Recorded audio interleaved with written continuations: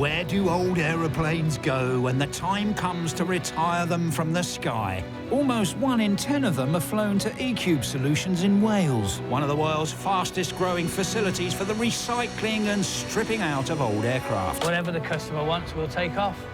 Every year, around 60 commercial airliners land at the company's designated airbase, and the lads just can't wait to get their hands on them. All these planes, and you just get to play with the biggest toy set in the world. This squadron of high-vis heroes love to get their hands dirty and fly in the face of whatever problems are thrown at them. Yeah, there's pressure. We cope with it, we thrive on it.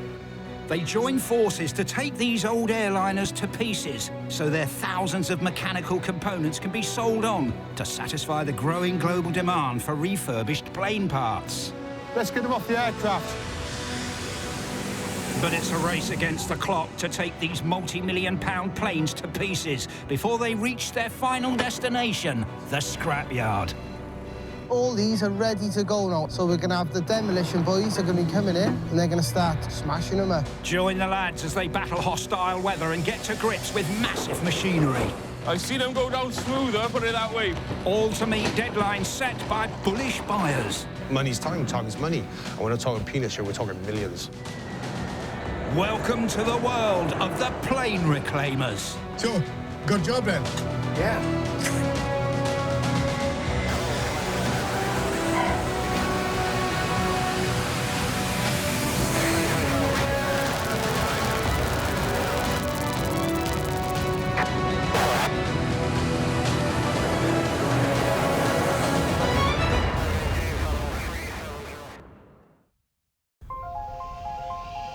It's all systems go at ECube today.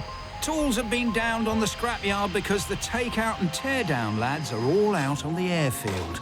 Sam and the gang are moving planes around left, right and centre to make way for a very special guest. We've got 747 landing today, so biggest problem with them is the size of them. You get them on the ground, they're really massive, so trying to manoeuvre it around in their area is an absolute nightmare. A jumbo jet weighing in at almost 300 tonnes fully fuelled is truly a colossus of the skies.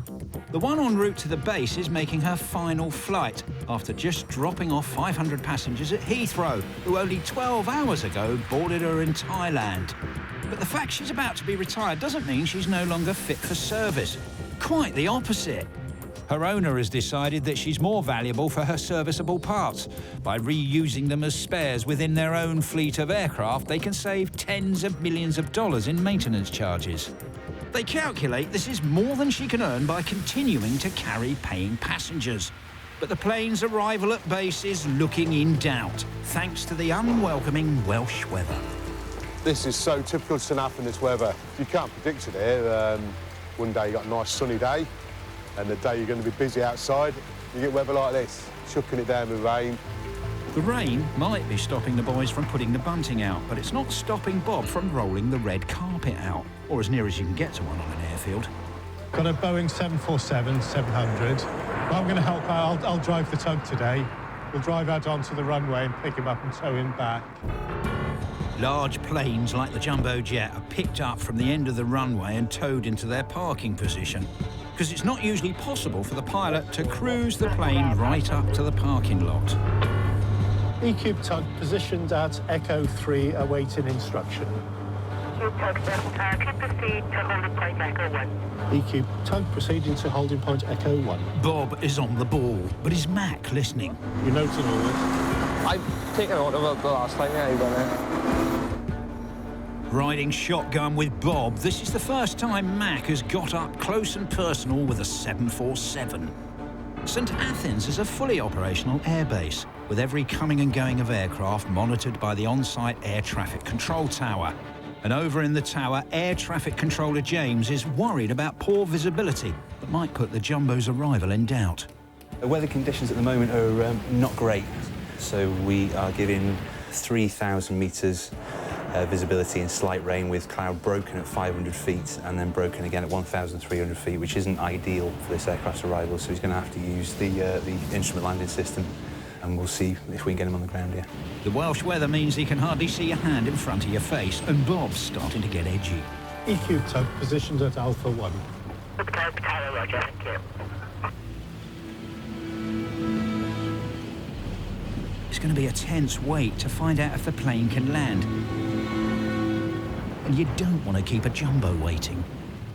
Funny, the weather doesn't look too good. Looks a bit murky over there.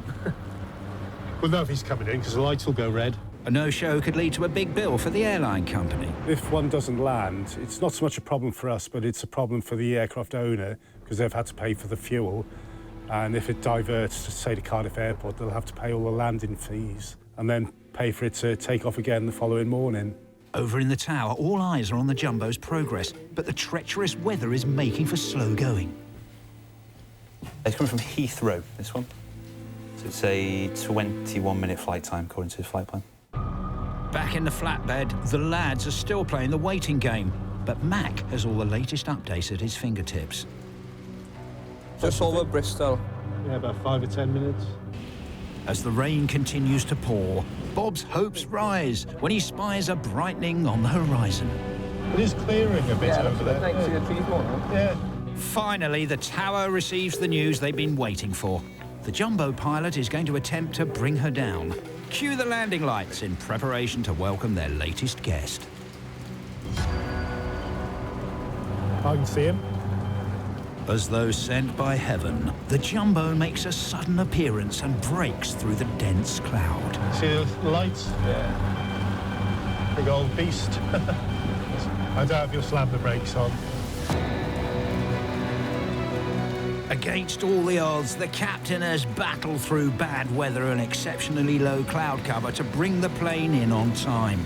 But the runway is like a skid pan, so all eyes are on the touchdown. Touchdown. Looking good so far. And the touchdown is a beauty. I've now actually seen a 747 land at St. Athan before, so it was quite exciting to see. If he hasn't landed, I'll be worried. He has. Excellent. Cheers. Cheers. Bye. And as the plane cruises into vision, a noticeably relieved Bob manages to turn his frown around. As predicted. As Bob and Max stand by to turn the massive plane around, the pilot stuns them by pulling a truly balletic move and spinning the huge plane around himself, putting the boys out of a job in the process. And at air traffic control, whilst James has seen many planes land from the tower, a jumbo touching down is always a spectacle. And Boeing 747, it's always good to see. Certainly if it's landing on the far end on runway 25 facing this way, then obviously it's quite a long way away. But if it's landing on runway 07 on the opposite runway, when it comes past the window, it looks awfully big in the window. ECube tug requests permission to cross the runway from Foxtrot to Echo. Bob and Mac head over to the plane, but they're more of a welcoming party than a workhorse now, as the captain's already done the donkey work for them. He made the early turn off, so we're a bit redundant today. It's always a special and sad day when you see a 747 being decommissioned, because the production of them is winding down and they're being overtaken by more modern designs. They take them out of service and then replace them with their A380s and Dreamliners, things like that, then they are becoming rarer. But yeah, it's not the last 747 in operation. We may get some over the next year, next couple of years. Who knows? Looks like the engines have stopped. For most of the lads that work at ECube, a big reason they love the job isn't just getting to work on the planes, it's meeting the people who fly them in. The most enjoyable bit is working out on the flight line with live aircraft, obviously, because day to day you're seeing people, you're meeting air crews. Do you want me to do it, or are you okay? Bob and his fellow airmen get quite emotional when they see a plane being retired. He's stepping on the aircraft after his final flight, normally. How's that? Stop. And you get some of the crews, they're a little bit tearful about it, some laugh and joke. Afternoon. How are you? Oh, very good. Others are quite down, to be honest. I know what they're feeling, you know. And working on aircraft was a childhood dream come true for Bob. It's something I've always wanted since being a kid, really. So I've always liked aircraft. I've always been mechanically minded and liked solving problems. And aircraft is a great thing for that, you know. The jumbo is now ready for the strip down to commence and her parts to be sold on. Hundreds of reusable components worth tens of millions of dollars.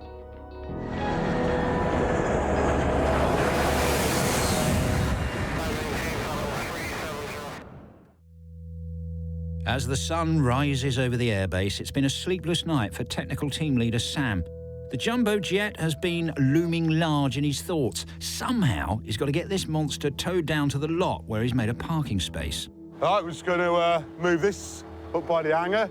Something a little bit different to move around, a little bit bigger. Have a little bits about us for this one.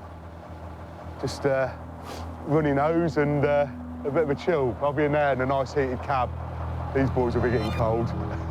The plane's been powered down, so to move it, they have to unlock the wheels manually and tow the dead weight. With this link undone, I can get a tighter turn on the nose leg, so we can go around the corners and that. But with it hanging down like this, it'll foul on the tyres. So this needs a bit of rope just to tie it up there, tie around the top of the linkage there, just to keep it out of the way. Technician Khalil is on hand with the rope, but he's been rummaging for it somewhere he shouldn't. Is that out of my toolbox? Okay. The jumbo weighs over 275 tons, meaning Sam and his little tug have a battle on their hands. It's slow going, but the stately pace of the procession offers an opportunity to take one final good look at this magnificent aeroplane. Introduced in the 70s, the 747 was a true trailblazer that heralded a new dawn in the world of aviation. After 50 years of loyal service, the final fleets of jumbos are slowly being retired. But Sam hasn't got time to get tearful. He needs to get back to the task in hand, manoeuvring this big beauty into a parking spot.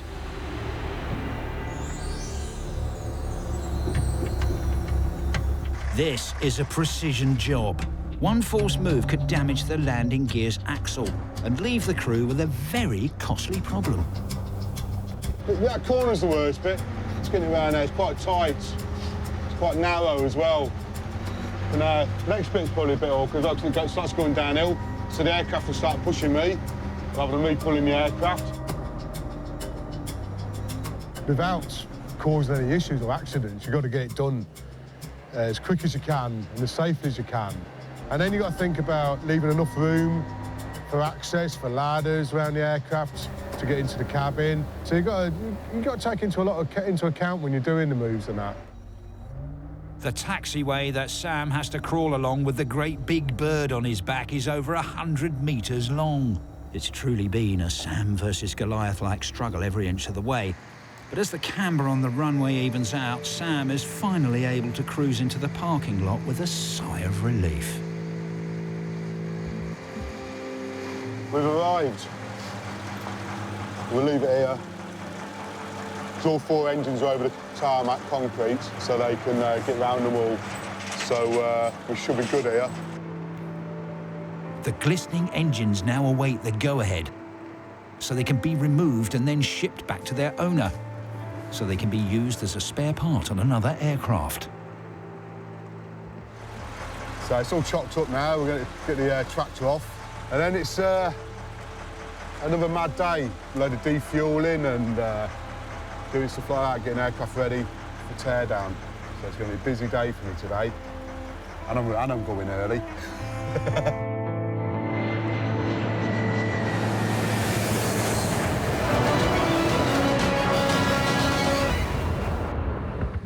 As the jumbo sits at the end of the runway, feeling more than a little sorry for herself, the tankers move in to empty her of her fuel. With these things on the ground, every sort of minute they're down here, it's costing money for someone.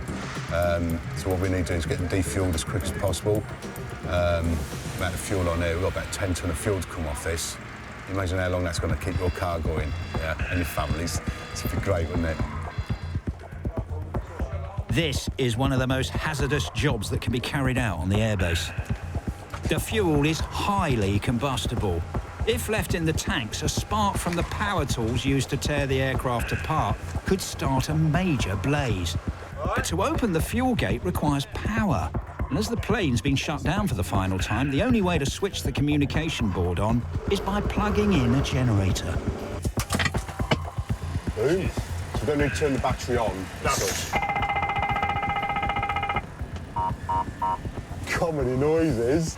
The old jumbo sounds like the Millennium Falcon heading into an asteroid belt. But Mac doesn't look too perturbed. So Bob is full of knowledge from RAF background to working on general aircraft, so it's nice to be one of the ones who can absorb that information from him. And yeah, I enjoy working with him. He is a good teacher. But it's not just Mac who's on a learning curve here. It's all of the lads, including seasoned airman Sam. But this one is a big learning curve for all of us, because I've never done a defuel one of these before. Because they had to hire in some specialist tankers for defueling the Jumbo, they've come with their own kit. And Sam spotted something he's really not too happy about. The size of the hose. Through that? Oh my... The hose we use is about that bore. Yeah, it's the size of this one. We're going to be here forever. Could be a day's work, this. Sam and the gang know that this smaller hose will see the job take almost 5 times longer to do, which means there's a knock-on effect to the countless other tasks they need to crack on with. But not only is the hose not wide enough, it's not long enough to reach the tanker on the ground. The suggestion to steady the pipe by hand is instantly dismissed by Bob. You can't just pour it in. No, I'm saying through the pipe. We're going through the pipe, straight to the top of the tank. Yeah. Yeah, what happens if there's static or a spark or anything like that? You can't defuel an aircraft like that. I mean, we're Earth. Yeah, why not? The whole idea of defueling an aircraft is everything's closed. You could also have a major spillage. Right, just leave it there then. Yeah, please. Let's try that first. Ever concerned about safety, Bob will not allow any attempt to use a hose which does not connect with a flush seal between the fuel tank and the tanker on the ground. We're all connected up now to the Bowser. So Bob's gone upstairs now, turn the aircraft pumps on, which will start pumping fuel out. A suitable sized pipe is located and it's the perfect fit, meaning the lads can get on with the job in hand. But just as it looks like everything's working, a concerned-looking Bob re-emerges from the cockpit. The pumps seem to be pumping, but the fuel gauge in the plane is showing the tanks are not emptying. It's gone up. I mean, but this produce's coming out because it's got plenty of gravity. Yeah. For all their many years of experience on the job, the problem is causing the lads to scratch their heads. So you've got to flick some more switches upstairs now. The worry is now it could be part of an even bigger problem that will cause them to lose more valuable time. Over in the office, requests for spare parts are coming in thick and fast from eager buyers all over the world. And Phil has just received an order that the aircraft's owner is happy to sell on to a client in Estonia. But what could it be? At the moment, they're looking for an evacuation slide from a 747, a jumbo jet.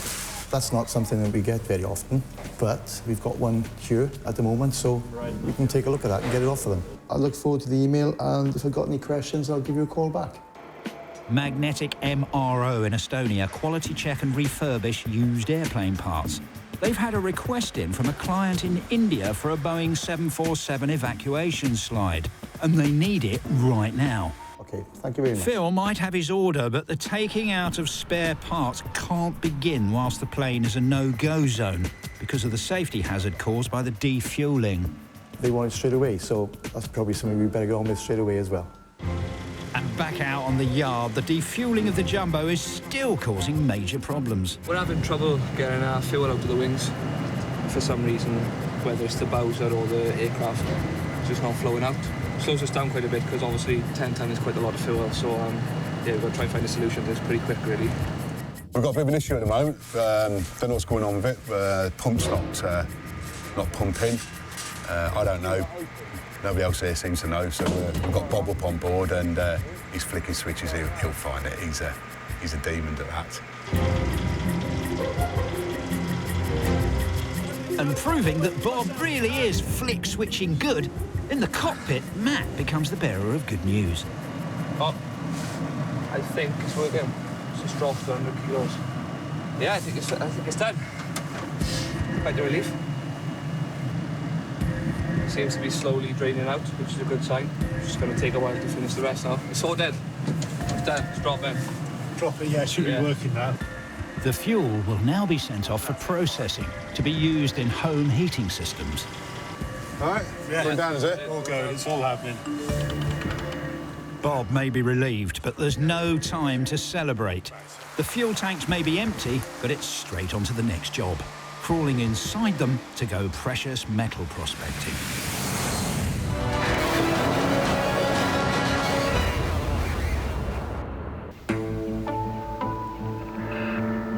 Each fuel tank in a jumbo is the size of a bus, and there are 11 of them.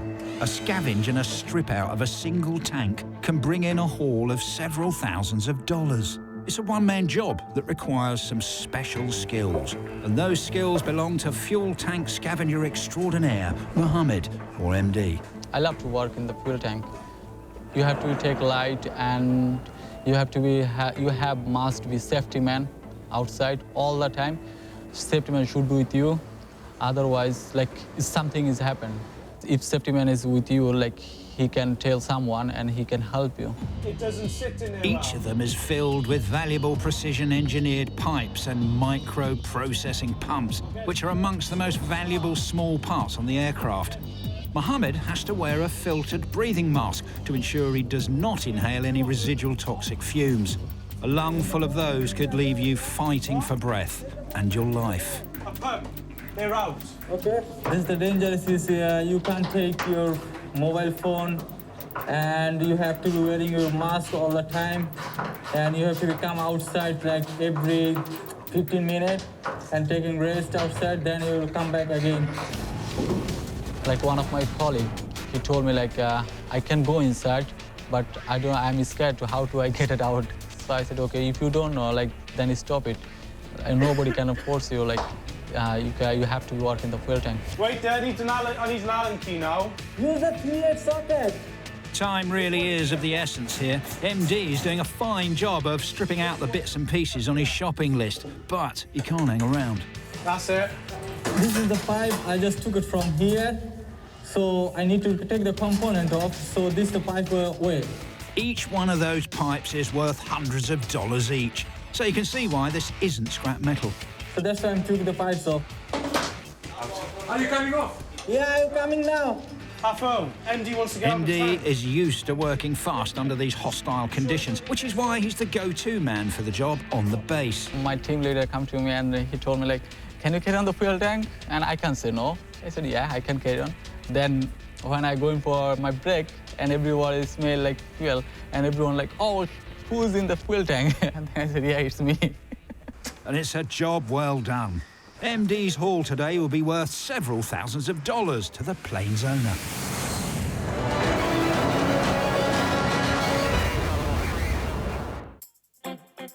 As the jumbo teardown gets going, some very special visitors have come to pay their last respects. Hi, I'm Chris Gedling, and I was cabin staff for 38 years and finished in 2005. Oh, cup of tea, please, Chris. Tea. My name's Keith Parker. I joined the airline to see the world for a couple of years and ended up doing 36 years. And most of that time was on the jumbo jet. And I'm Rosalind Gedling, and I worked for 10 years between 1970 and 1980. My name is Fiona Nutt, and I was cabin crew from 1986 to 2004. It was an amazing job. I absolutely loved it.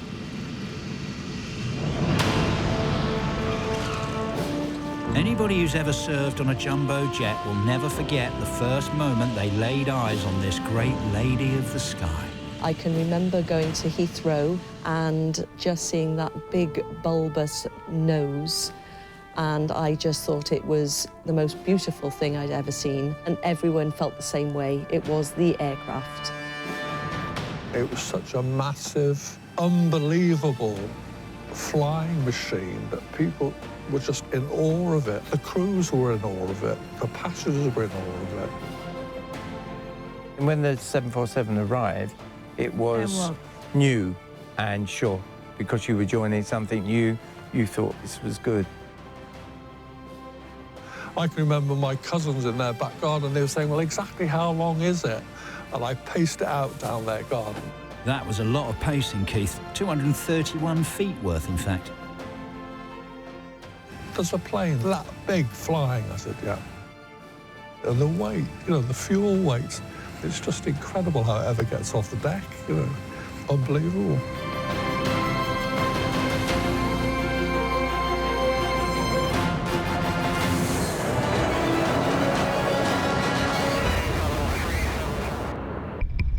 The troublesome Welsh weather has broken, and the base is basking in glorious sunshine. The evacuation slide that Marcus from Estonia is after is one bit of a plane you never want to have to use. But there's no escaping how much fun it looks when it gets blown up. Basically, the door would open, it'd still be attached to the door of the slide would. So that would set the mechanism off. The bottles power and impellers to inflate the rafts really fastly, and it's inflated within 5–10 seconds. The clients in Estonia need this slide so they can test it, refurbish it, and get it on a new plane. So the pressure's on to get this one carefully removed and rapidly shipped out. This is the first time doing an upper deck slide, so it's something new again. Great care has to be taken when removing the slide in case of accidental inflation. It's not quite a voyage of discovery because we do have the maintenance manual printouts to follow, so we know what we're doing roughly, but we've got a backup just to make sure we don't do anything drastically wrong with it. Make sure we don't set the slide off. If it did inflate, it could render the slide unfit for use. And with a price tag of around $40,000, that's a costly error to make. If it went off, we'd have to go away for repackaging. Now it obviously costs the customer money, so if we can get it off in one piece, it saves them money in the long run. But the lads have hit a problem. The holding bolts for the slide can only be reached from outside. Yeah, to get to those bolts, we're going to need a lift, so we'll try and organise one and get it sorted. The double-decker scissor lift will provide the lads with the platform they need to get the job done. I'm not worried about the slide going off. We do have the safety pins fitted already. It's just the height we're going to be working at and the weight of the raft itself. So, see what happens. After a quick check of the manual, the lads start removing the holding pins. But you need a head for heights on this job. Not too bad working at height. In this game, you have to be.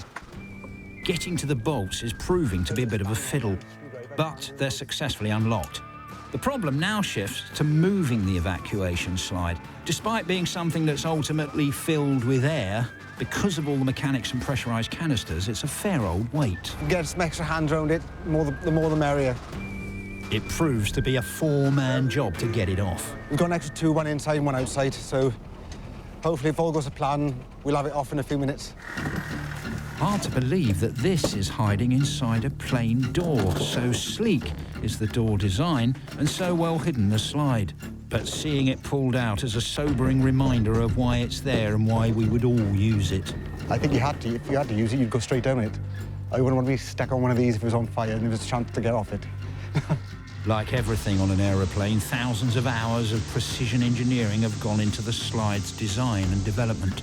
It's a long way out, but the slides do come out at a good angle, and they have got like an anti-slip coating on them, so you're not going to go spinning off the end of them. You don't come down at 200 miles an hour, you just gently come down the slide. And not only have the lads got the job done on time, they've done it without getting wet, which makes a change. Lovely days. Better being dry than wet. Skillfully removed from the plane, the evacuation slide will now be logged in by logistics and crated up for shipping to Estonia. Find out later what happens to it.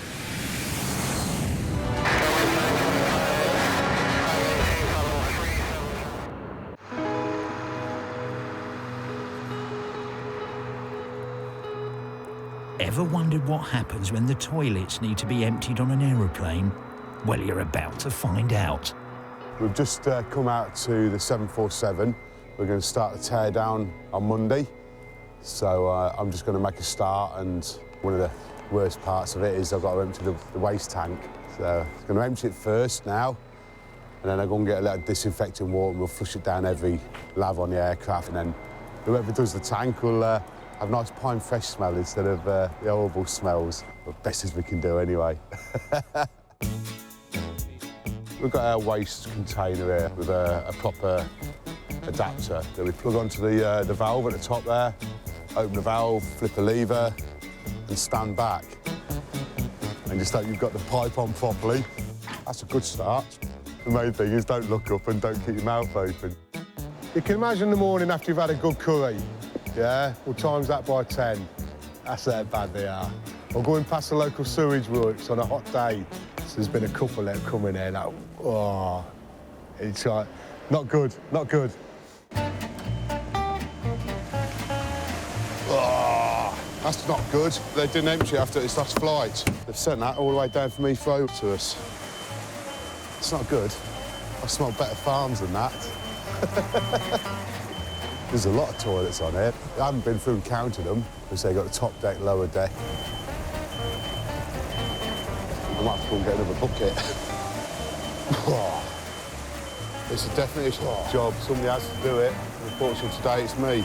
So I'm just going to leave that on there for now, and I'm going to go and get loads of buckets of water and get ready to flush them through.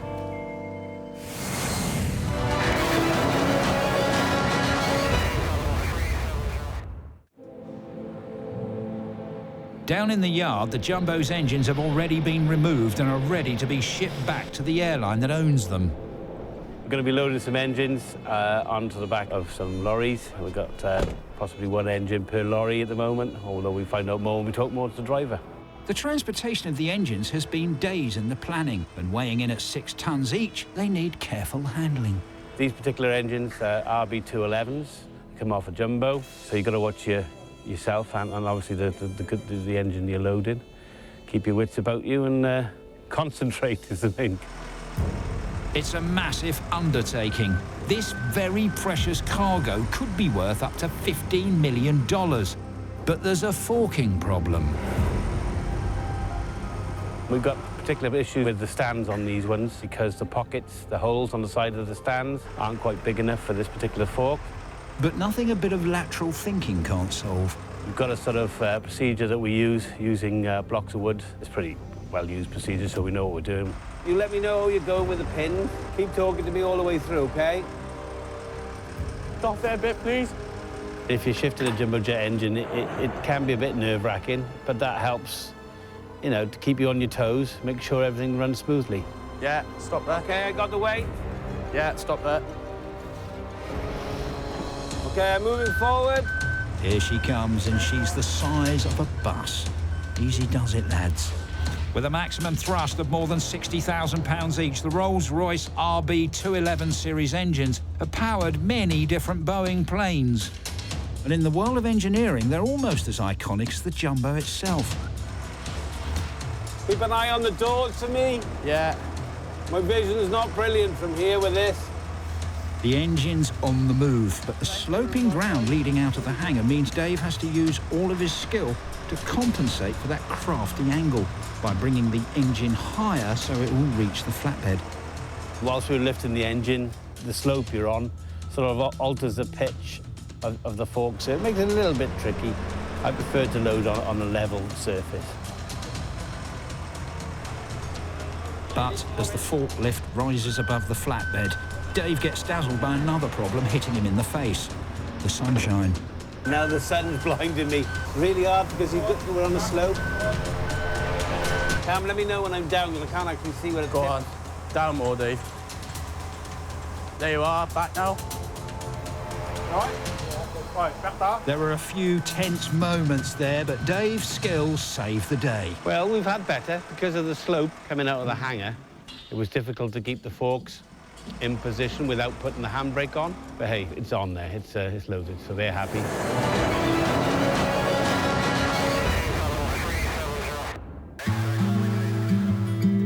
Sam's flushing the bogs of the 747 today. I've wriggled out of it. I've got myself assigned to something else, so I'm quite chuffed about that. Good luck, Sam. Pine disinfectant. Just to flush the pipes through a bit. That's beautiful.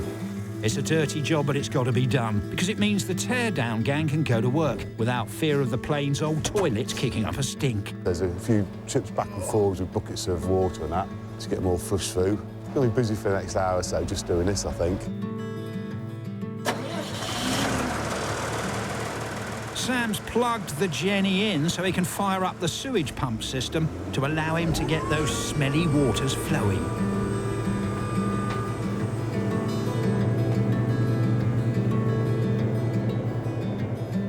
So hopefully now, press this, we should get power. That's good. That's really all we need to do in the flight deck. So now we're just going to see, well, we'll count up how many bogs are on the aircraft. And being a Jumbo, there's a lot of toilets to empty. There's one here, there's one for the flight deck. Sam's full of useful tidbits today. Using a loo on a plane will never be the same again.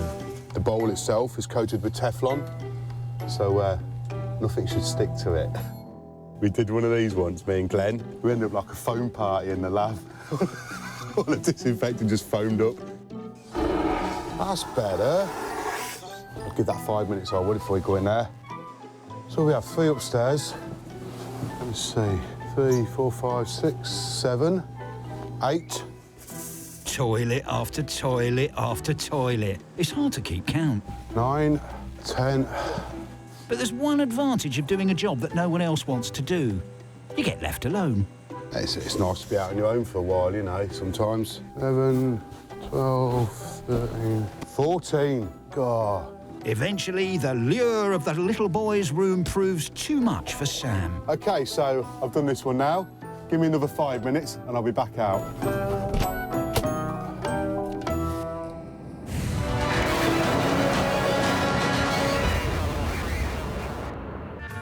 While Sam is otherwise disposed, our fabulous cabin crew reminisce about the toilet troubles they had to tolerate at 30,000 feet. When they introduced this aeroplane, the loo situation was actually much better than the previous one on the older jumbos. Even though the toilets may be the least glamorous part of a plane, ones with a vacuum flush were a huge improvement on the chemical lavatories of old. They could lead to a very nasty spill during turbulence. Do you remember the old flaps on the old ones? Yeah.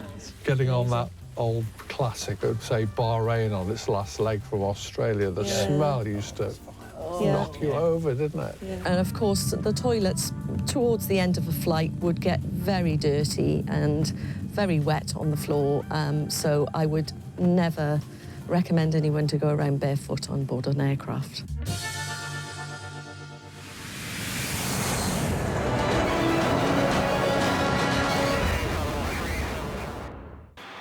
All the way over in Estonia, delivery has been taken of some shipments from ECube in Wales. As a company, Magnetic MRO refurbish and certify a multitude of different aircraft parts, including evacuation slides. Customers send us in these slides in boxes when the maintenance interval is due. Vilyak is about to demonstrate the series of rigorous tests applied to the slides. They are pieces of art, actually, because as you can see, this one, it's really small at the moment, but it gets huge. When it's huge, it's dangling off the aircraft, and it also can be applied as a life raft. This specific one has a capacity up to 90 people. And looking at that suitcase-sized bundle, it's hard to believe it inflates to an almost 70-foot-long slide. This is the gas reservoir. It has nitrogen and CO2 in it at over 3,000 psi. It is pretty explosive. Now it's time for the fun bit. The slide's about to get blown up.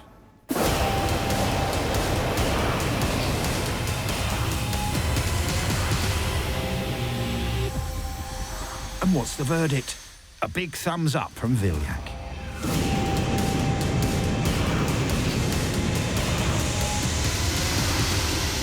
So what was the time? Time was 4 seconds. 4.49. Yeah. That's good, that's good. An emergency slide should fully inflate in under 10 seconds. This one passes with flying colours. But this is just one of the many quality control checks to be performed on it. What we're looking for is structural degradations. So every place we can see if there is like lift or some broken seams, we have to fix them. Here we can see there are none. Also fabric has to be intact. The hope is, of course, that this is all just a safety precaution that will never be needed. Rarely there are accidents that require these slides to be deployed, but those are 1 in a million chances. It will almost never happen, and hopefully none of you have to go through this. Watch out, boys, there she blows!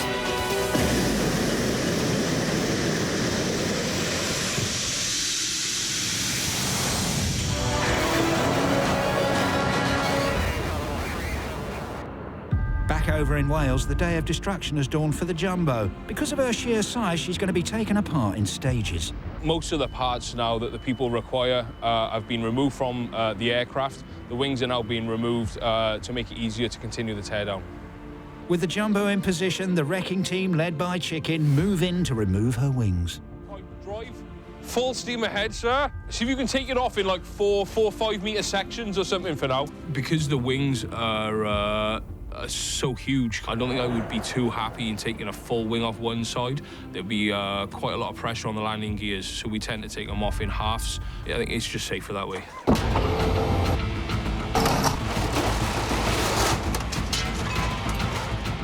With no time to waste, the crusher tucks in, making a right old meal of the wing. It's going to make a mess. Sam's not going to be happy. We'll clean it up after us. This is going to be really loud when it falls. Ever conscious of safety, a 20-metre cordon has been placed around the plane, as the falling wing could represent a real danger. But so far, everything's going to plan. Yeah, it went all right. There wasn't too much rocking about with the wheels and that. All right. With one wing gone, there's no time to congratulate. It's on to the next one. Go on, son! Chicken is clearly a man who enjoys the art of destruction. In a previous life, I used to fix the 747s, so it's nice to chop them off. But as the machine eats through the metal, a potentially hazardous problem emerges: a leaking fuel line. We got a sprayer! It's not unusual to get small amounts of fuel trapped in the pipes by air. It's just residual fuel in the pipework. The tanks have been vented, the tanks have been drained, but you've always got to have a small amount of fuel left. We're armed up with plenty of fire extinguishers dotted about, so we've never had an issue in the past, and I hope that we won't have one in the future. We've got to react quickly to try and catch as much as we can, so we're just going to give it a couple of minutes just to drain into the drip tray, and then we'll carry on. No smoking area, so we're all right. Just stop making a mess. Go on then, carry on. Once Chicken is satisfied the small amount of fuel is drained out, he indicates it's safe to proceed. With the 7.4s, when you are cutting them, they're very thick. The skin, the frames, the stringers, all the structure involved is almost 3 or 4 times thicker, I would say, than the smaller narrow-body aircraft. They continue to tear the Jumbo's wings to pieces. Job done. It's next to nothing for us to do. I'll tell you what, I did a lovely job there. Within less than an hour, the Jumbo is just one big wing-clipped bird. One minor fire is full.